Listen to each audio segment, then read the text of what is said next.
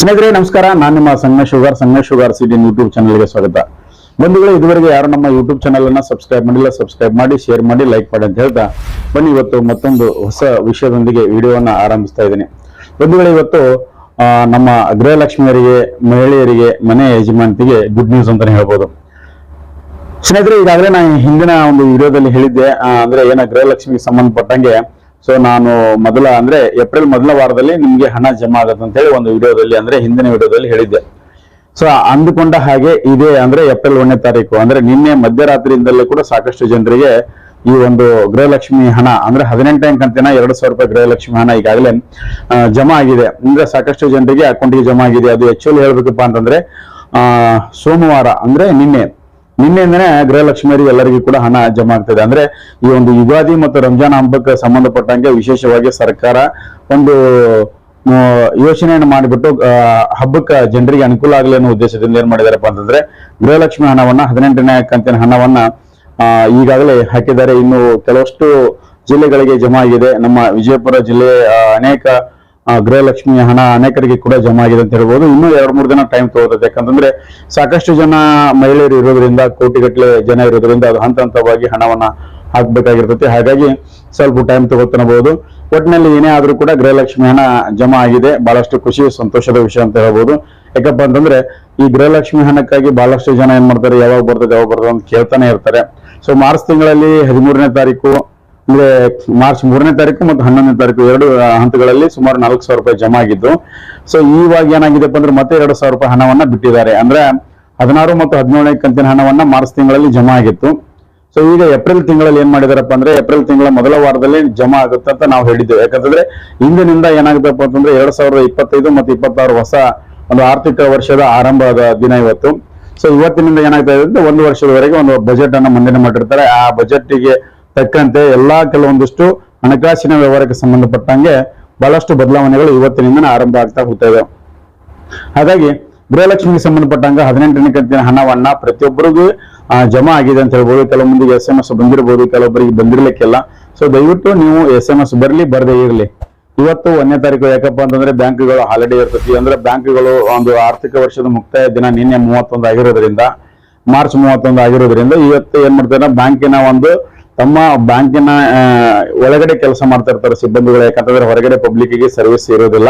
ಯಾಕಂತಂದ್ರೆ ಆರ್ಥಿಕ ವರ್ಷದ ಕೊನೆಯ ದಿನವಾಗಿರೋದ್ರಿಂದ ಇತರೆ ಅವರ ಒಂದು ಕೆಲಸಗಳು, ಆಕ್ಟಿವಿಟೀಸ್ಗಳು ಇರೋದ್ರಿಂದ, ಬ್ಯಾಂಕಿಗೆ ಸಂಬಂಧಪಟ್ಟಂಗೆ ಕೆಲವೊಂದಿಷ್ಟು ಕೆಲಸಗಳು ಇರೋದ್ರಿಂದ ಅದನ್ನ ಹೋದ ವರ್ಷದ ಒಂದು ಕೆಲಸಗಳಾಗ್ಲಿ, ಅದರ ಒಂದು ಲೆಕ್ಕಾಚಾರವಾಗಲಿ ಅದನ್ನೆಲ್ಲ ಕ್ಲೋಸ್ ಮಾಡಿಬಿಟ್ಟು ಹೊಸ ವರ್ಷದಿಂದ ಆರಂಭ ಮಾಡ್ಬೇಕಾಗಿರೋದ್ರಿಂದ ಬ್ಯಾಂಕ್ಗಳು ಕ್ಲೋಸ್ ಆಗಿರ್ತವೆ. ಹಾಗಾಗಿ ಎಷ್ಟೋ ದಿನ ಜನರಿಗೆ ಇವತ್ತಿನ ದಿನದಲ್ಲಿ ಫೋನ್ ಪೇ ವರ್ಕ್ ಆಗ್ತಾ ಇರಂಗಿಲ್ಲ. ಮತ್ತು ಬೇರೆ ಬೇರೆ ರೀತಿಯಿಂದ ಸಮಸ್ಯೆಗಳು ಇರ್ತಾವೆ, ತಾಂತ್ರಿಕ ದೋಷಗಳು ಇರ್ತಾವೆ, ಬ್ಯಾಂಕ್ ವರ್ಕ್ ಆಗಲ್ಲ, ಸರ್ವರ್ ಪ್ರಾಬ್ಲಮ್ ಇರ್ತಾವೆ. ಇವತ್ತೊಂದು ದಿನ 1ನೇ ತಾರೀಕಿಗೆ ಬಹಳಷ್ಟು ಜನರಿಗೆ ತೊಂದರೆ ಆಗುತ್ತದೆ. ಯಾಕಂದ್ರೆ ಬೇರೆಗೆ ಯಾರಿಗೂ ಹಣ ಕಳಿಸ್ಬೇಕಾಗಿರೋದ್ರಿಂದ ಅಥವಾ ಇನ್ಯಾರಿಗೂ ಏನೋ ತರಿಸ್ಕೋಬೇಕಾಗಿರೋದ್ರಿಂದ ಬ್ಯಾಂಕಿನ ಒಂದು ಕೆಲಸ ಇವತ್ತು ಬಹಳಷ್ಟು ಸ್ವಲ್ಪ ಡಿಲೇ ಆಗುತ್ತೆ ಅಂತ ಹೇಳ್ಬೋದು. ಸಾಕಷ್ಟು ಜನರಿಗೆ ಇದರಿಂದ ತೊಂದರೆನೂ ಕೂಡ ಆಗುತ್ತೆ. ಆದ್ರೂ ಅನಿವಾರ್ಯ ಅಂತ ಹೇಳ್ಬೋದು. ಯಾಕಂತಂದ್ರೆ ಬ್ಯಾಂಕಿನ ಒಂದು ನಿಯಮ ಕೂಡ ಹಾಗೆ ಇದೆ. ಕ್ಲೋಸ್ ಮಾಡಿದ್ಮೇಲೆ ಮತ್ತೆ ನೆಕ್ಸ್ಟ್ ಹೊಸ ವರ್ಷ 25-26 ವರ್ಷ ಆರಂಭ ಹೋಗುತ್ತಲ್ಲ, ನಾಳೆಯಿಂದ 2ನೇ ತಾರೀಕಿಂದ ಎಲ್ಲಾ ಬ್ಯಾಂಕ್ಗಳು ಎಂದಿನಂತೆ ಕರೆಕ್ಟ್ ಆಗಿ ಸರಿಯಾಗಿ ಒಂದು ತಮ್ಮ ಕೆಲಸವನ್ನ ಆರಂಭಿಸ್ತವೆ. ಇವತ್ತು ಯಾಕಂತಂದ್ರೆ 1ನೇ ತಾರೀಕು ಇರೋದ್ರಿಂದ ಯಾವುದೇ ಬ್ಯಾಂಕ್ಗಳು ಸರಿಯಾಗಿ ಕೆಲಸ ಮಾಡೋದಿಲ್ಲ.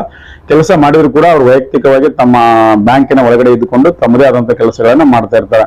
ಹಾಗಾಗಿ ಇವತ್ತು ನಮ್ಮ ಯಾವುದೇ ಸಾರ್ವಜನಿಕರಿಗೆ ಬ್ಯಾಂಕಿನ ಸರ್ವಿಸ್ಗಳು ಇರುವುದಿಲ್ಲ. ಹಾಗಾಗಿ ನಾವು ಚಿಂತೆ ಮಾಡೋದು ಬೇಡ. ನಾಳೆಯಿಂದ ಅದನ್ನ ಕೆಲಸವನ್ನ ನಾವು ಸೇವೆಯನ್ನು ತೆಗೆದುಕೊಳ್ಳಕ್ಕೆ ಅವಕಾಶ ಇದೆ.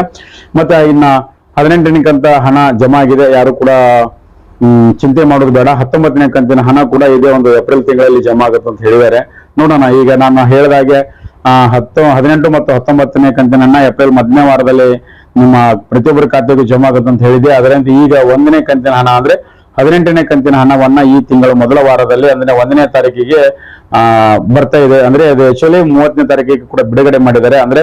ಇದಕ್ಕೆ ಕಾರಣ ಏನಪ್ಪಾ ಅಂತಂದ್ರೆ ಸರ್ಕಾರದ ಮೇಲೆ ಅಥವಾ ಇಲಾಖೆಯ ಮೇಲೆ ಸಾಕಷ್ಟು ಜನರ ಒಂದು ಒತ್ತಡ. ಗೃಹಲಕ್ಷ್ಮಿ ಹಣ ಇನ್ನೂ ಬಂದಿಲ್ಲ, 18ನೇ ಕಂತಿನ ಹಣ ಬಂದಿಲ್ಲ, 19ನೇ ಕಂತಿನ ಹಣ ಬಂದಿಲ್ಲ. ಸಾಕಷ್ಟು ಮಾಧ್ಯಮಗಳಲ್ಲಿ, ಸೋಷಿಯಲ್ ಮೀಡಿಯಾಗಳಲ್ಲಿ ಸಾರ್ವಜನಿಕರಿಂದ ಸಾಕಷ್ಟು ಟೀಕೆಗಳು, ಟಿಪ್ಪಣಿಗಳು ಹೋಗುವುದರಿಂದ ಏನಾಗ್ತದೆ, ಸರ್ಕಾರಕ್ಕೂ ಕೂಡ ಒಂಥರ ಎಲ್ಲೋ ಒಂದ್ ಕಡೆ ಮುಜುಗರಾಗಿ ಏನಾದ್ರೂ ಆಗಲೇಕ ಈ ಹಬ್ಬಕ್ಕೆ ಹಣ ಹಾಕೋಣ ಅನ್ನೋ ಉದ್ದೇಶದಿಂದ ಸಾರ್ವಜನಿಕರಿಗೆ ಈ ಒಂದು ಬೇಜಾರಾಗಬಾರ್ದು ಅನ್ನೋ ಉದ್ದೇಶದಿಂದ ಸರ್ಕಾರ ಏನ್ ಮಾಡಿದೆ, ತುರ್ತು ಕ್ರಮವನ್ನು ಕೈಗೊಂಡು ಬಿಟ್ಟು 18ನೇ ಕಂತಿನ ಗೃಹಲಕ್ಷ್ಮಿ ಹಣವನ್ನ ಪ್ರತಿಯೊಬ್ಬರ ಖಾತೆಗೆ ಜಮಾ ಮಾಡಿದ್ದಾರೆ ಅಂತ ಹೇಳ್ಬೋದು. ಇವತ್ತು ಕೂಡ ಯಾರು ನೀವು ಹಣ ತೆಗೆದುಕೊಳ್ಳಕ್ ಆಗುವುದಿಲ್ಲ. ಸೊ ನಾಳೆಯಿಂದ ಬ್ಯಾಂಕ್ಗಳಿಗೆ ಹೋಗಿ ನೀವು 2,000 ರೂಪಾಯಿ ಹಣವನ್ನು ತೆಗೆದುಕೊಂಡು ನಿಮ್ಮ ಕುಟುಂಬಕ್ಕಾಗಲಿ ನಿಮ್ಗೆ ವೈಯಕ್ತಿಕವಾಗಲಿ ಯಾವುದೇ ರೀತಿ ಬೇಕು ಆ ರೀತಿಯಾಗಿ ಹಣವನ್ನ ಬಳಸ್ಕೊಳ್ಬಹುದು. ಯಾಕಪ್ಪ ಅಂತಂದ್ರೆ ಆ ಹಣ ಬಳಸ್ಕೊಳ್ಳೋದ್ರಿಂದ ನಿಮ್ಗೆ ಸಾಕಷ್ಟು ರೀತಿಯಲ್ಲಿ ಅನುಕೂಲ ಆಗುತ್ತೆ ಅಂತಾನೆ ಹೇಳ್ಬೋದು. ಇನ್ನೇನು 19ನೇ ಕಂತಿನ ಹಣ ಕೂಡ ಮಾರ್ಚ್ ಮುಗಿದೋಗಿದೆ. ಏಪ್ರಿಲ್ 1ನೇ ವಾರದಲ್ಲಿ 18ನೇ ಕಂತಿನ ಹಣ ಬಂದಿದೆ. ಇನ್ನು ಏಪ್ರಿಲ್ 2ನೇ ವಾರದಲ್ಲಿ ಕೂಡ ಇವು ಅಂದ್ರೆ 19ನೇ ಕಂತಿನ ಹಣ ಜಮಾ ಆಗ್ಬೋದು. ನೆಕ್ಸ್ಟ್ 20ನೇ ಕಂತಿನ ಹಣ ಕೂಡ ಜಮಾ ಆಗುತ್ತೆ ಅಂತ ಹೇಳಿದ್ದಾರೆ. ಈಗಾಗಲೇ ಅವ್ರು ಏನ್ ಹೇಳಿದಾರಪ್ಪ ಅಂತಂದ್ರೆ ಲಕ್ಷ್ಮೀ ಹೆಬ್ಬಾಳ್ಕರ್ ಅವರು 18ನೇ ಕಂತಿನ ಹಣವನ್ನು ಟ್ರೆಜರಿಗೆ ನಾವು ಕಳಿಸಿದ್ದೇವೆ ಅಂತ 2 ದಿನದಿಂದ ಹಿಂದೆ ಹೇಳಿದ್ರು. ಆ ಟ್ರೆಜರಿಗೆ ಕಳಿಸಿರುವಂತಹ ಹಣ ಈಗ ಜಮಾ ಆಗಿದೆ.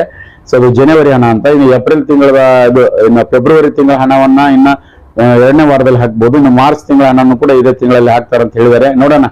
ಈಗ ಮಾರ್ಚ್ 2025ರಲ್ಲಿ 2,000, 2,000, 4,000 ರೂಪಾಯಿ ಅಂದ್ರೆ ಮಾರ್ಚ್ 3ನೇ ತಾರೀಕು ಮತ್ತು ಮಾರ್ಚ್ 10ನೇ ತಾರೀಕು 2 ಕಂತುಗಳಲ್ಲಿ 4,000 ರೂಪಾಯಿ ಜಮಾ ಆಗಿದ್ದವು. ಈಗ ಏಪ್ರಿಲ್ ತಿಂಗಳ ಏನಪ್ಪಾ ಅಂತಂದ್ರೆ ಮೊದಲನೇ ವಾರದಲ್ಲಿ 2,000 ರೂಪಾಯಿ ಜಮಾ ಆಗಿದ್ದಾವೆ. ಇನ್ನ ಮುಂದಿನ 19 ಮತ್ತು 20ನೇ ಕಂತಿನ ಹಣ ಬರ್ತಾ ಅದು ಬರುವವರೆಗೆ ವೇಟ್ ಮಾಡೋಣ. ಅದು ಬಂದ ತಕ್ಷಣ ಮತ್ತೆ ಹೊಸ ಒಂದು ಅಪ್ಡೇಟ್ ಅನ್ನು ಕೊಡುವಂತ ಪ್ರಯತ್ನ ಮಾಡ್ತೀನಿ. ಇದಿಷ್ಟು ಗೃಹಲಕ್ಷ್ಮಿಗೆ ಸಂಬಂಧಪಟ್ಟಂಗ ವಿಷಯ ಆಗಿತ್ತು. ಸೊ ಮುಂದಿನ ಒಂದು ವಿಡಿಯೋದಲ್ಲಿ ಮತ್ತಷ್ಟು ವಿಷಯಗಳೊಂದಿಗೆ ನಿಮ್ಮ ಮುಂದೆ ಬರ್ತೀನಿ. ಅಲ್ಲಿವರೆಗೆ ವಿಡಿಯೋ ನೋಡ್ತಾ ಇರಿ, ಶೇರ್ ಮಾಡಿ, ಲೈಕ್ ಮಾಡಿ, ಕಮೆಂಟ್ ಮಾಡಿ ಅಂತ ಹೇಳ್ತಾ ನಮಸ್ಕಾರ, ಧನ್ಯವಾದಗಳು.